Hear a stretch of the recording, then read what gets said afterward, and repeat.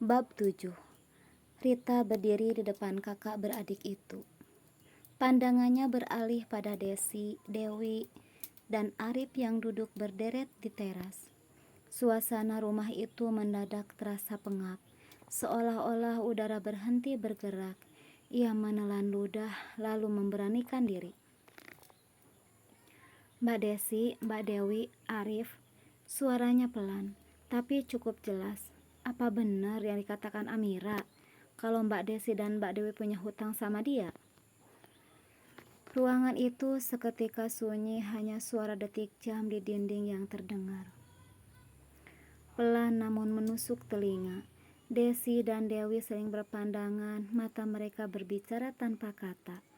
Wajah keduanya menegang seperti baru saja tertangkap basah, melakukan sesuatu yang ingin disembunyikan. Desi menarik napas seolah mencari kata yang tepat, sementara Dewi menunduk, jari-jarinya meremas sudut kerudung yang ia kenakan. Namun sebelum salah satu dari mereka sempat menjawab, sebuah suara lain menyela. Amira itu bohong. Semua mata berpaling ke arah Sri, ibu mereka yang sejak tadi duduk diam di sudut ruangan. Wanita paruh baya itu melihat tangannya di dada. Wajahnya tenang tapi sorot matanya tajam. Dia cuma gak rela Arif nikah lagi, lanjut Sri. Nada bicaranya datar namun serat penekanan. Jangan percaya sama dia, Rita. Kamu gak perlu khawatir. Kalau kamu menikah sama Arif, kamu bakal bahagia. Rita mengerutkan dahi. Tapi Bu, daripada Arif punya istri yang suka menyebar aib keluarga sendiri, sambung Sri cepat. Dan mandul pula.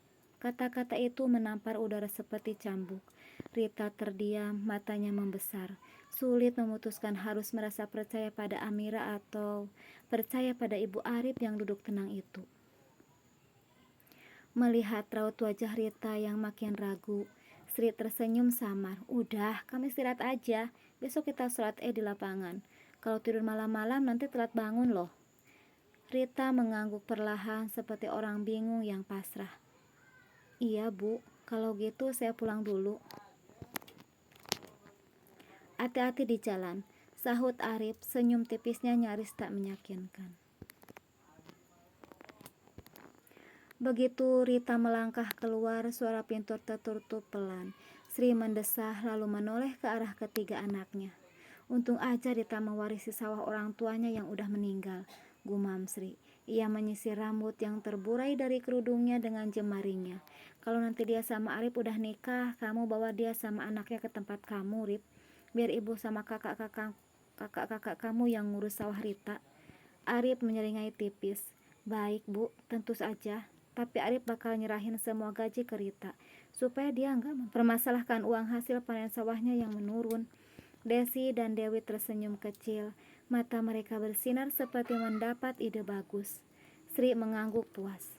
Pagi harinya suara motor meraung pelan ketika Sri dan keluarganya melaju menuju lapangan. Arif di depan, Sri duduk di belakangnya. Sementara keluarga Desi dan keluarga Dewi ikut dalam motor lain. Jalanan desa yang sempit dipenuhi orang-orang berkumpul hendak sholat Id. Mereka melewati beberapa tetangga yang berdiri di pinggir jalan. Bisik-bisik pelan terdengar, tapi cukup jelas untuk menusuk telinga. Itu keluarga Busri. Suara perempuan paruh baya terdengar. Nggak nyangka ya, katanya suka utang sama mantunya sendiri. Kalau aku bakal malu banget hutang sampai disiarkan melalui tua masjid. Iya, sahut lainnya. Padahal Desi sama Dewi punya toko, warung juga ada, suami mereka juga kerja meskipun di sawahnya Rita. Desi menggigit bibir, tangannya mencengkram kuat bahu suaminya yang menyetir motor. Tapi bisik suara lain. Rita itu katanya mau nikah jadi istri kedua Arif. Tega banget ya mereka sama istri pertama Arif. Amit-amit cabang bayi, desis yang lain.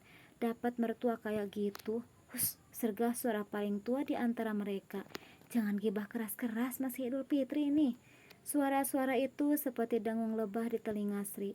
Ia mendesis, wajahnya menegang. Begitu mereka tiba di lapangan dan duduk di saf perempuan, Sri merapatkan kerudungnya sambil melirik kiri kanan. Gumaman masih terdengar samar di antara bisik-bisik yang lebih pelan. Desi mencondongkan tubuh ke arah ibunya. Bu, kita telepon Amira aja, suruh dia tanggung jawab. Sri mengangguk cepat. Telepon sekarang. Dewi sudah membuka ponselnya. Tangannya gemetar menahan emosi. Ia mengetik cepat, lalu menekan tombol panggil. Namun panggilan dari nomor Dewi tidak dapat tersambung ke ponsel Amira. Bu, nomorku diblokir Amira. Mampus Desi. Dewi wajahnya merah padam. Ia mengangkat kepala menatap Desi. Dia blokir kita semua. Desi menatap ponselnya sendiri, mencoba menghubungi nomor yang sama. Hasilnya serupa. Sri mengatupkan rahang, dia pikir dia siapa. Desi mengepalkan tangan.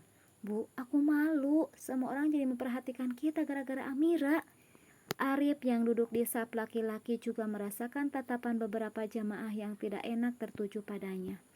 Bahkan seorang lelaki yang duduk di sebelah kanan Arif berbisik padanya, Mas Arif, dengar-dengar mau nikah lagi ya? Semoga rukun kedua istrinya, Mas, ujar lelaki di sebelah Arif. Arif hanya tersenyum kecut. Dia mencoba menelepon Amira, tapi ternyata nomornya juga sudah diblokir.